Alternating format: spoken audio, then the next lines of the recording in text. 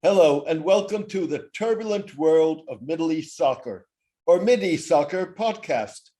I'm your host, James Dorsey.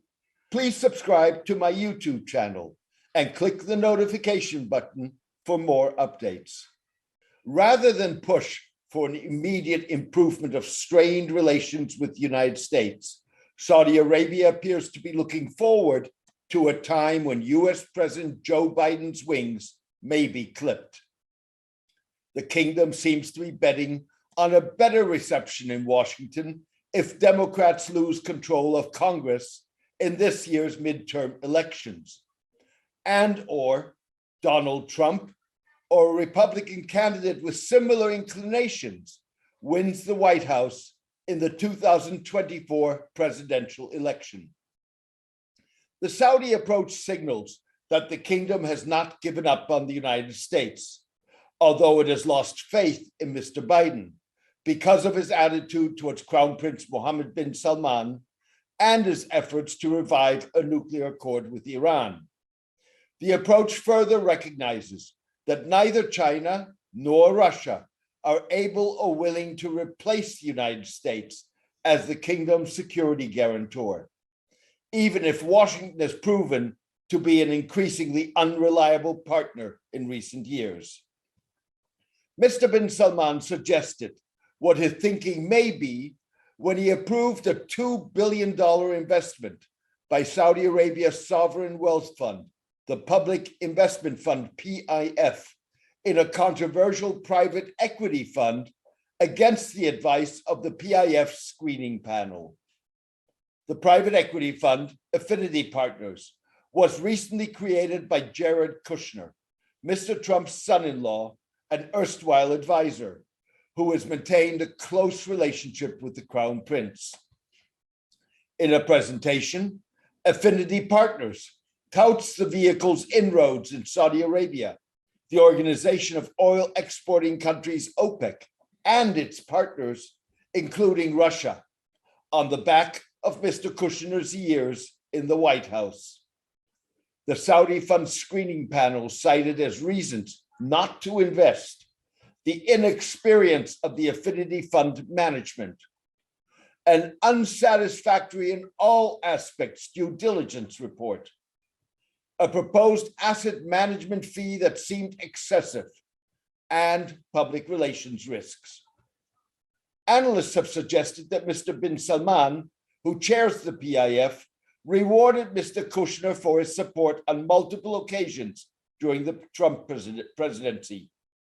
However, the investment is likely to be not only an expression of appreciation for Mr. Kushner's past assistance, but also an investment in a possible return of Mr. Trump or a Republican of his ilk. Mr. Kushner, according to text messages and court documents published by journalist Vicky Ward, used his position in the Trump administration to help Mr. bin Salman sideline then Crown Prince Mohammed bin Nayef, a darling of the US intelligence and foreign policy community.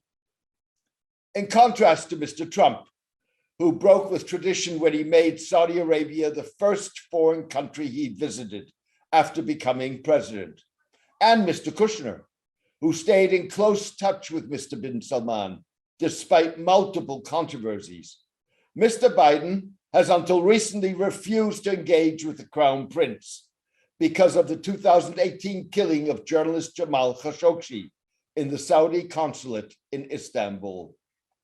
Mr. bin Salman has more recently rebuffed efforts by Mr. Biden to discuss oil production with the Crown Prince in a bid to reduce prices in the wake of the Ukraine war. Asked last month whether Mr. Biden may have misunderstood him, Mr. bin Salman told an interviewer, simply, "I do not care." Mr. bin Salman, like his United Arab Emirates counterpart Mohammed bin Zayed, feels that the United States failed to respond robustly to attacks on critical Saudi and Emirati oil and other infrastructure by Iran and or Iranian-backed Yemeni Houthi rebels.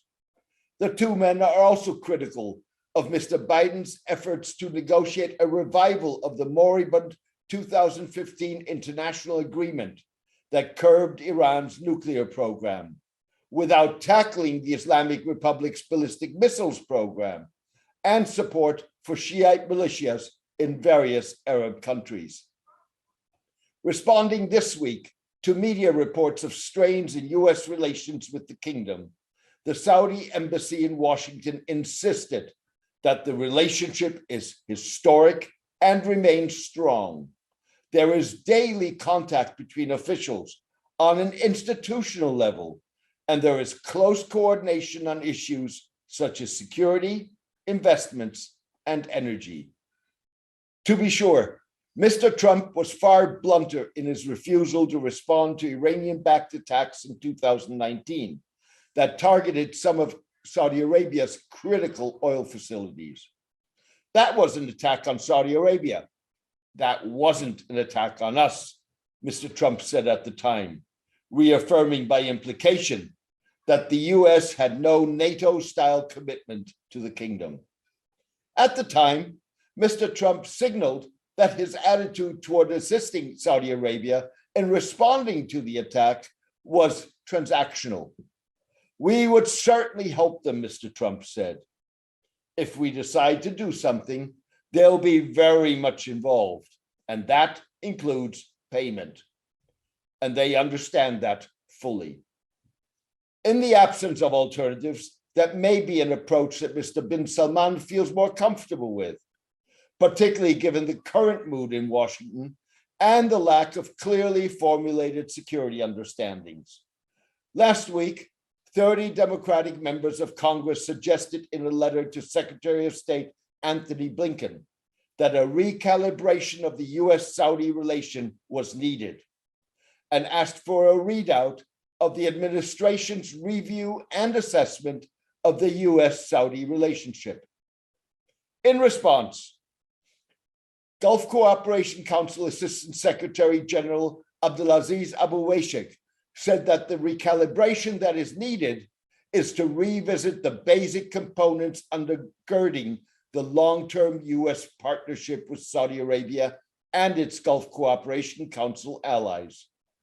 The US has played a key role in Gulf security without formal agreements between the parties.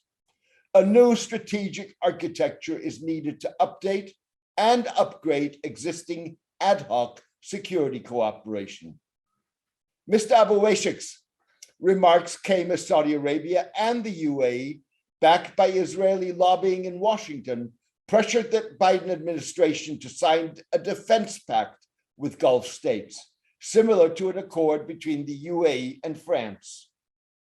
I understand the US concerns, but I think Saudi Arabia is a hugely important actor in our part of the world and the Islamic world.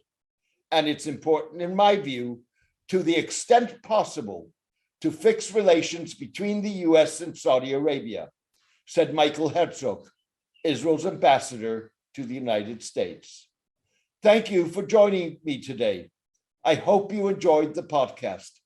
A written version of this podcast is on my blog, The Turbulent World of Middle East Soccer, at www.jamesmdorsey.net. Please join me for my next podcast in the coming days.